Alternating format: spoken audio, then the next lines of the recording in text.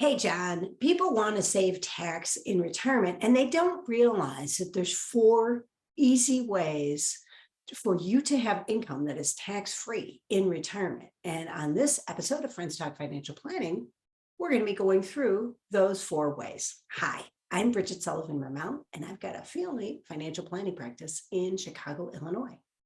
And I'm John Shear. I've got a fee-only financial planning practice in Middleton, Wisconsin. And before we dig into those 4 ways to create tax-free income in retirement, I want to remind everybody to hit that subscribe button. When you subscribe, it helps us in the YouTube algorithms and helps other people find this information. And with that, Bridget, I love this topic about the idea of how do you come up with tax-free income? And everybody's worried about taxes, or at least it's on their mind about being smart with taxes. And I think I find anyway that some people can really over focus on that. It's important, but there's a lot of ways you can tap money tax-free, aren't there? Yeah, there are. So this episode is inspired by an episode by Jazzwealth managers, and they had their 4 ways, and we've got a little bit of overlap. I'll tell you what their 4 ways are at the end, and in our show notes, we'll link to their video. But I wanted to talk about, as a tax professional, what the 4 ways are that I've seen over the years that I think that a lot of people don't realize. So the first way, let's get right into it, is your standard deduction. Okay, so your standard deduction is basically income that you have that is not taxed. So you get you reduce by your standard deduction at least. Sometimes people itemize, and that's if their itemized deductions are greater. But everybody gets at least the standard deduction. And if you are under 65, the standard deduction is $12,950 if you're single in 2022. And $25,900 if you're a joint filer. Over 65 is $14,700, and $28,700 for married filing jointly. So that's a gimme. This is what you just get this. Think about that, though. I just want to pause for a second when you think, and I appreciate the detail, because I always got to go, what are those numbers again? Like, right, it's like 12,000 if you're single, like 25 if you're married, somewhere in that ballpark. But think about what that means. Right? I've got to take money out of my retirement plans or wherever. And and the first $12,000 is completely tax-free, no matter where it came from. The first $25,000, no matter where it comes from, completely tax-free. It's really significant. That's one of those things we kind of forget about, right? Like, no, you get that money tax-free no matter what. Right, exactly. Okay, so the next thing is Social Security. So let's talk about how Social Security is taxed. So Social Security is not taxable if it is less, if your combined income is less than 25,000 if you're single, 34,000 if you're, $32,000 if you're married filing jointly. And what the combined income is half of your Social Security benefits, your other adjusted gross income that are not Social Security benefits, and any non-taxable interests that you might have. Okay, so this means that if you're careful about it, you can keep the amount, you can keep Social Security benefits not taxed. Yeah. So. Well, yeah, absolutely. Let me just bring, as I think about that, people's reaction might be, well, geez, how can I live on that? And we've got clients that are in that position where, you can stay under that and you're paying no taxes at all. But one of the things that's easy to forget about is that as we talk about income from a tax standpoint, there's a real definition. And if I'm taking money out of the bank, let's say I've got CDs that are coming due, or I've got money market accounts. Yep. Am I paying taxes on that little bit of interest? Sure. But when I take $50,000 out of my CD, let's say, that I had earmarked to live on, that's not taxable income, right? So I can have maybe some pension, maybe Social Security coming in, and I can take money out of the bank and be under those limits and paying zero in taxes. Right. And if you're saying you have a big expense that year, but you happen to have a Roth IRA, you can take the money out of there. It's like, especially if it's a one-time expense, you're giving money to your kids, or you're buying a car or something. It's a great time to, so otherwise you might end up boosting up your, if you take it out of IRAs, et cetera, you might end up boosting your income up more, your taxable income. So it's a great idea to take a look at that too. Okay, so those are our first two. The next one is capital losses. So if you have stocks in a taxable account, hopefully most of them have gone up. Okay.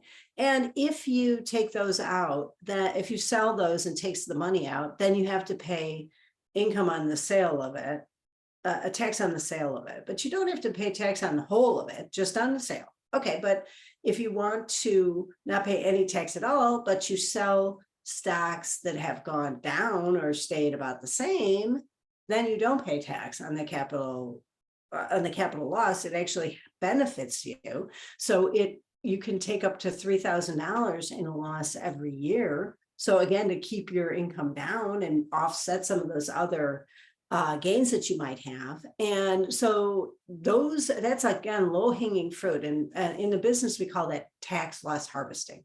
So that's another stream of income that is not taxable.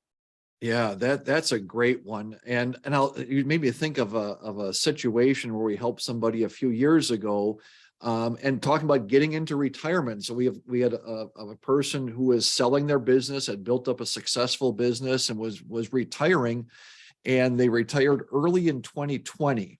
And if you remember what happened later in 2020, right, the whole COVID thing and what went down. So they had some investments, and their investments went down. And we did what you're saying, Bridget, did some of this tax loss harvesting, right? Took some money and were able to generate some losses on the tax return.